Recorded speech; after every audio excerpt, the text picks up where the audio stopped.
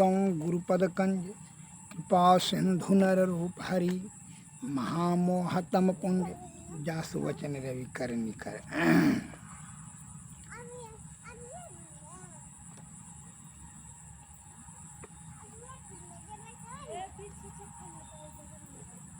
भगवान विष्णु का परम पद कहाँ है? भक्तों के मस्तिष्क में प्रश्न उठता होगा तो ब्रह्मांड पुराण उत्तर गीता में शब्द आया है, ओंकार ध्वनि नादेन वायु समहरणांति कम निरावलंबम सम उद्देश्य यत्र नादो लयम गतः। अर्थात ओंकार ध्वनात्मक नाद के साथ प्राणवायु का रेचक पुरकादि क्रम से निर्विशेष ब्रह्म को उद्देश्य करके जहाँ ओंकार ध्वनिमय नाद का लय होता है वही विष्णु का परम पद है।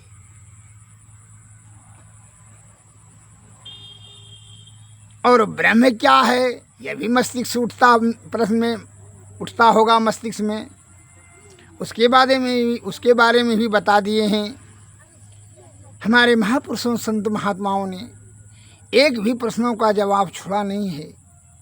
लोकहित के लिए परमार्थ के भाव से सभी प्रश्नों का जवाब दे दिए हैं, लेकिन मनुष्य पथ भ्रष्ट होकर के अत तत भटक करके अपने महापुरुषों के ज्ञान को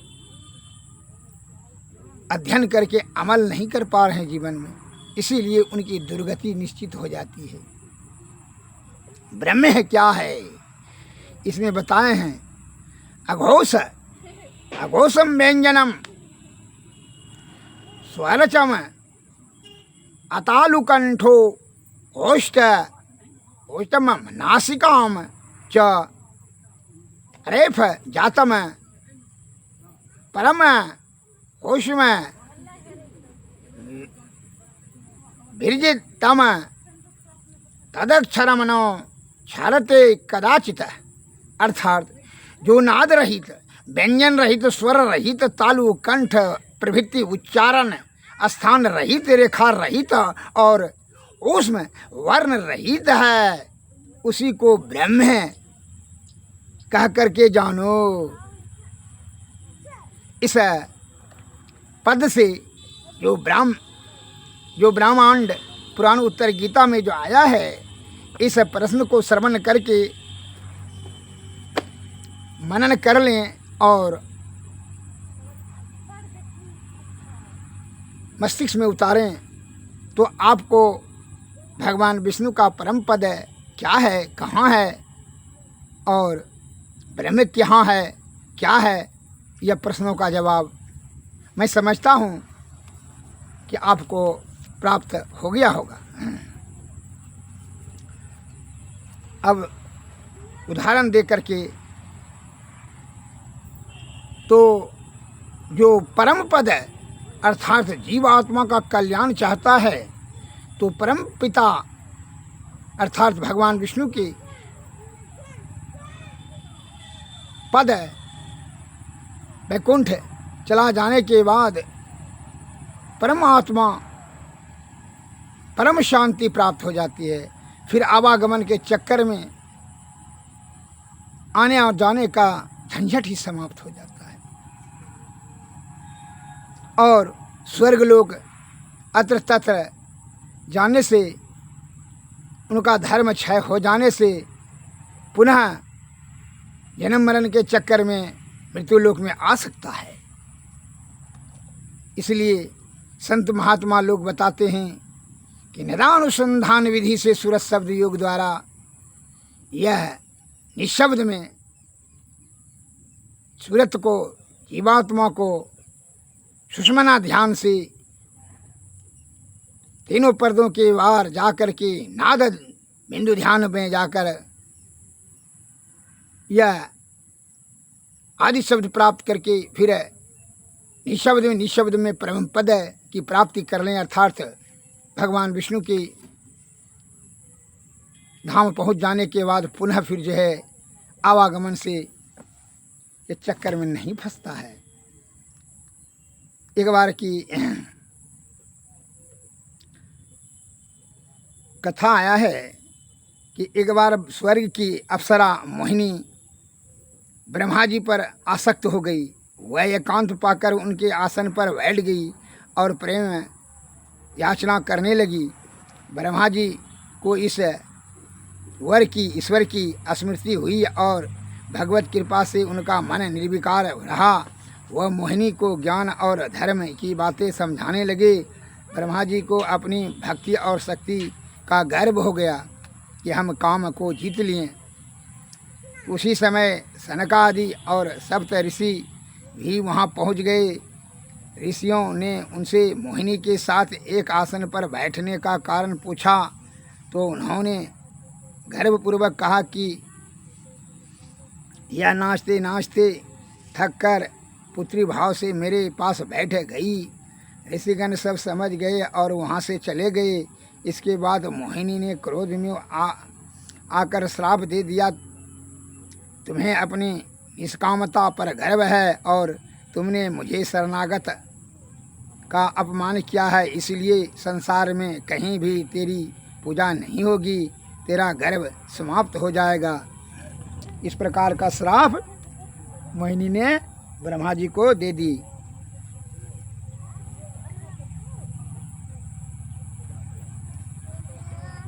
ब्रह्मा जी को है चिंता हुआ। ब्रह्मा जी की अपनी भूल का एहसास हुआ और वे भगवान विष्णु की शरण में बैकुंठ गए। सारी आप बीती सुनाने लगे। इतने में द्वारपाल ने निवेदन किया, प्रभु अमुक ब्रह्मांड के स्वामी अष्टमुख ब्रह्मा जी आए हैं, वे श्री चरणों का दर्शन चाहते हैं। अनुमति पाकर अष्टमुख ब्रह्मा जी आए और श्रद्धायुक्त होकर के स्तुति गाने लगे। उसके पश्चात वे चले गए। उनके जाते ही द्वारपाल ने कहा, प्रभु अमुक ब्रह्मांड के स्वामी शोष शामुख ब्रह्मा दर्शन करना चाहते हैं। आज्ञा हुई और वे अंदर आए। उन्होंने और भी कुछ स्तुति गाई और चले गए। इसी प्रकार एक एक करके सहस्रमुख ब्रह्मा तक आए और दिव्य स्तुतियाँ सुनाकर चले गए। उन सब की योग्यता और निरंकारता देखकर ब्रह्मा जी को अपनी सब भक्ति और शक्ति तुच्छ लगने लगी। उनका गर्व चूर हो गया। इस प्रकार से ब्रह्मा जी का भी गर्व चूर हो गया। वो समझ रहे थे कि हम ही एक ठो ब्रह्मा है जो कि ईश्वर का भक्त हैं। लेकिन जब और अनेक ब्रह्मा को देखे तब इनका अभिमान भी चूर हो गया और वही श्राप के कारण से ब्रह्मा जी का पूजा भी मानवगण नहीं करते हैं। अतः परम पद प्राप्त करने के लिए संतों के शरण में जाकर के निश्चल निष्कपट होकर करके शुद्धचित्त आत्मा से परमात्मा की प्राप्ति करने के लिए श्री सद्गुरु के चरणों की सेवा शुश्रा करें और उनकी कृपा से युक्ति से भक्ति, भक्ति से मुक्ति तभी संभव है। क्योंकि संत महात्मा लोग कहते हैं विषय का त्याग, साधु की संगति, सत्संग, भजन, अध्यात्म का ज्ञान, सद्गुरु की शरण की सेवा अति अनिवार्य है। और विषय का त्याग, ब्रह्म तत्व का दर्शन, सहज अवस्था बिना सद्गुरु की कृपा का अत्यंत दुर्लभ है। इसलिए श्री सद्गुरु के चरणों में जाना अनिवार्य है और उनकी कृपा से ही आप विषय का त्याग और ब्रह्म तत्व का दर्शन, सहज अवस्था प्राप्त कर सकते हैं। इसलिए संत महात्मा लोग बताते हैं कि विषय का त्याग का विषय बड़ा बलवती होता है। विषय का त्याग बिना गुरु की कृपा से ब्रह्म तत्व का दर्शन, सहज अवस्था संभव नहीं है। जिस ईश्वर का नाम नहीं वह ईश्वर कैसा। एक प्रश्नकर्ता ने मन में आया, हम लोग ईश्वर के लिए नित्य अगोचर शब्द का पाठ करते हैं, ईश्वर के लिए क्या वेद क्या उपनिषद सब के सब अगोचर अगोचर शब्द बोल रहे हैं। संत गोरखनाथ जी ने कहते हैं, बस्ती नौ सुनम शून्य मनो बस्ती, अगम अगोचर ऐसा गगन शिखर महाबालक बोलहीं, वा का नाम धरे होंगे कैसा। ये भी ईश्वर स्वरूप के लिए कहते हैं। अगोचर वह बस्ती है या शून्य है, भरा है या खाली, कुछ कहा नहीं जा सकता। अगर हम मुंह से बोल लेते हैं, वाणी में ले लेते हैं, तो अवांडक मन अगोचर नहीं कह सकते। एक जो इंद्रियों से देखने और सुनने और समझने की जो चेष्टा करता है और जो देख लेता है, वह ब्रह्म ईश्वर नहीं है। एक यात्री, एक उदाहरण दिया जाता है।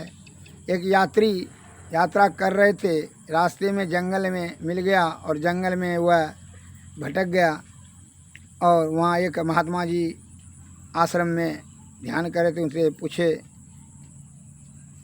यात्री ने, महात्मन बस्ती किधर है? साधु बाबा ने कहा, बस जंगल पार करो बस्ती मिल जाएगी। वह जंगल पार करता है, देखता है कि शमशान घाट है। लौटकर वह आता है और कहता है कि बाबा आपने कहा था कि बस्ती जंगल पार करो तो बस्ती मिलेगा, वहाँ तो बस्ती नहीं, वहाँ तो शमशान घाट है। साधु बोला, अरे बस्ती किसको कहते हैं?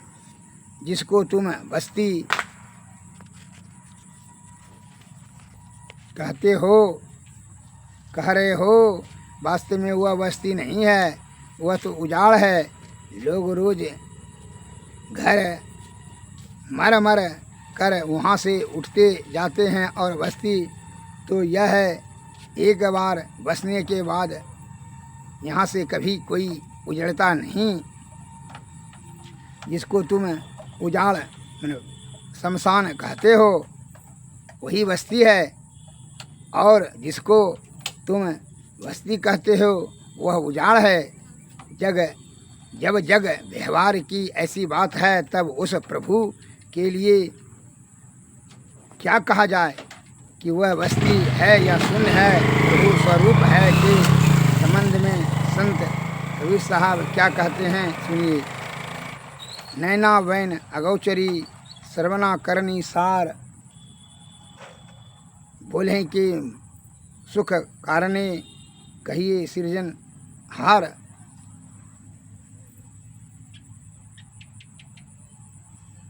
जो भी हट करते हैं, ईश्वर को दिखा दीजिए, सुना दीजिए, समझा दीजिए।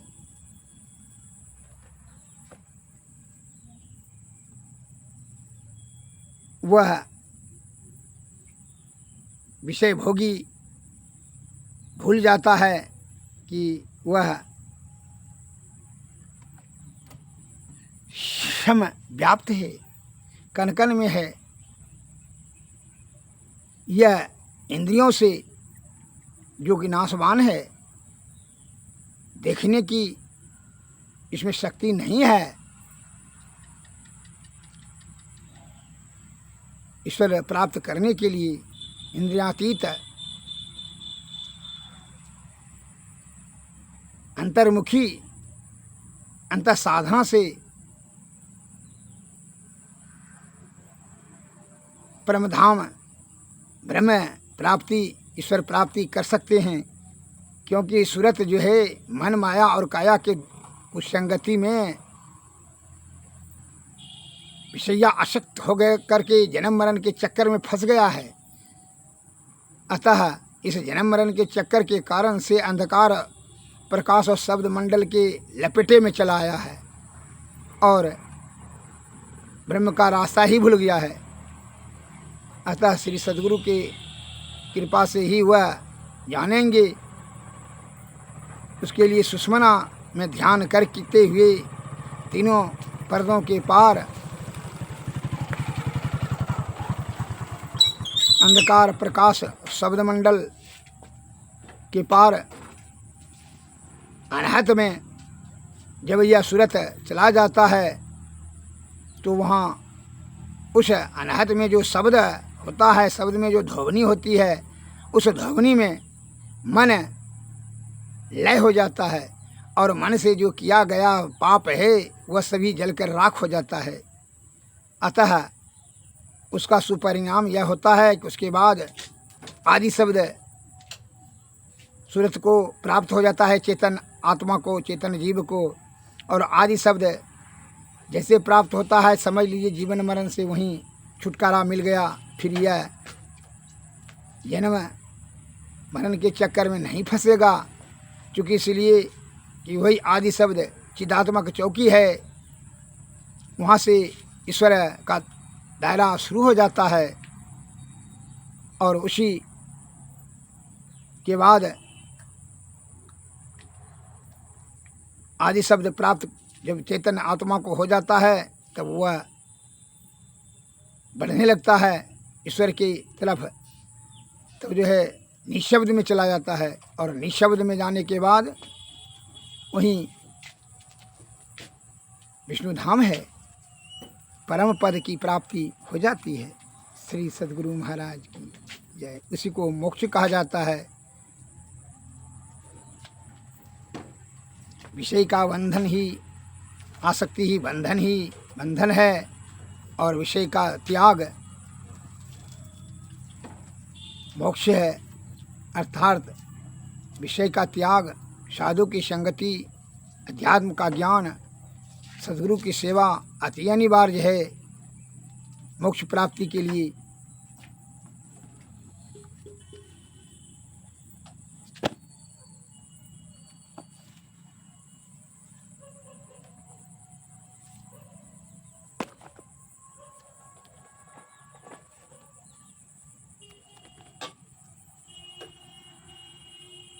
संत वाणी में आया है शब्द, ध्यानाभ्यास करो सद सदहि, चातक दृष्टि बनाई हो, लखत लखत छवि बिंदु प्रभु की, ज्योति मंडल धसि धाई हो, राम नाम धुन सत धुन सारा, शब्द केंद्र ते आई हो, ता धुन भजत मिलऊं प्रभु से निज, आवागमन नसाई हो, गुरु की भक्ति साधु की सेवा, बिनु गुरु नहीं कछहु पाई हो, या ते भजो गुरु गुरु नित, हो रहो चरण लोलाई हो, बिंदु चंद्र तब सुर पर कौशै, शब्द लहर लहराई हो, जो यति सिमटी रहे सुख मन में, ताको पड़े जनाई हो, मैं ही सतगुरु की बलिहारी, जिन यह युगति बताई हो, धन धन सतगुरु मेरे पूरे, निस दिन तुम शरणाई हो, ध्यानाभ्यास करो सद सदहि, चातक दृष्टि बनाई हो, लखत लखत छवि बिंदु प्रभु की, ज्योति मंडल धसि धाई हो। श्री सद्गुरु महाराज की जय। दूसरे पद में बताया है, नैनों के तारे चश्म रोशन, क्यों नजर आते नहीं, रो रोशन आत्मभूषण, क्यों पकड़ जाते नहीं, नख से सीख लो बिंदु प्रीति में, तुम रमे हो है प्रभु, पृथ्वी पकड़ से में तुम भरे हो, क्यों धरे जाते नहीं, सर्वरूपी हो कहाते, फिर अरूपी हो जय हो, सूक्ष्मतर मन बोधियों से, क्यों सहे जाते नहीं, प्रति अंश में अंतर व्यवहार, घट के व्यापक व्योम ज्यों, ज्यों ही तुम हो सर्वे व्यापक, क्यों प्रकट होते नहीं, तुम में निज में भेद बुद्धि को, जो सकते है मिटा, वह तुम्ही तुम वही मैं ही, प्रश्न पुनि रहते नहीं। नैनों की तारी जस्म रोशन, नजरे क्यों आते नहीं। रूह रोशन में आत्मभूषण, क्यों पकड़ जाते नहीं। श्री सद्गुरु महाराज की जय।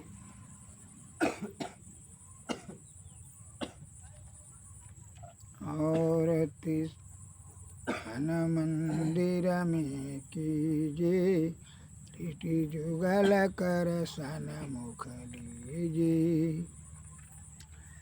चमकई बिंदु सूक्ष्म यति जल, ब्रह्म ज्योति अनुपम लख लीजिए। जगमग जगमग रूप ब्रह्मंडा, सखिनी राखी ज्योति तज दीजिए। सुध सुरतया व्यास सरल तर, करि सार शबद गही लीजिए। ऐसी जुगति काया गढ़ त्यागी,